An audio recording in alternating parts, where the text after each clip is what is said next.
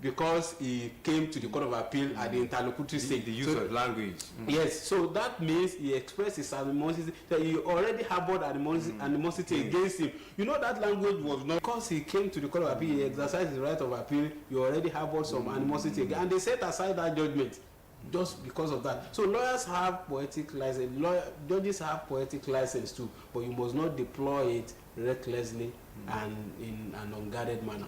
I want you to look at the use of beavers in Nigerian election. Do you think that it can synchronize? If it is not now, can it synchronize in the future? You see, the point that some people are yet to understand is that we are not yet at the stage of electronic voting.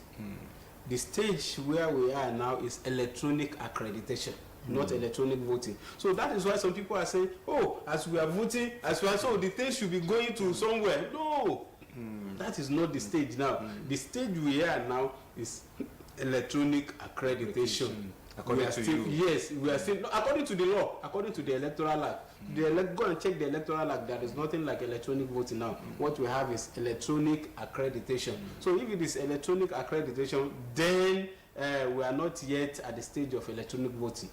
We are getting there. But synchronization, you know, they were saying the other time, part of the argument that synchronization is not known to the electoral act, but I tell you, I've quoted some sections of the electoral act. Go and read very well. Because we don't have much time. There is a crisis in PDP leadership now, as we had it sometimes with APC during the reign of Oshiomhole when he was removed too. Then, what's the latest about it? Well, well, as big as the head is, so also the volume of the headache. I think you are getting my point now. You cannot expect a party as big as the PDP, even though in Nigeria today PDP is the leading opposition party, but it's still the largest party in Africa, so to say, reality.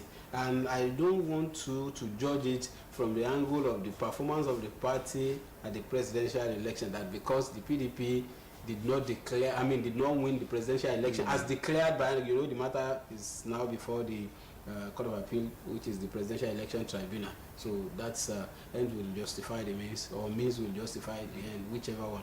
But I want to tell you that you must not look at it from that angle. If you are saying PDP is in crisis because of that, there is a procedure for everything.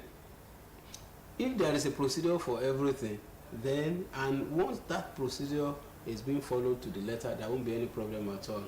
The party has its own constitution.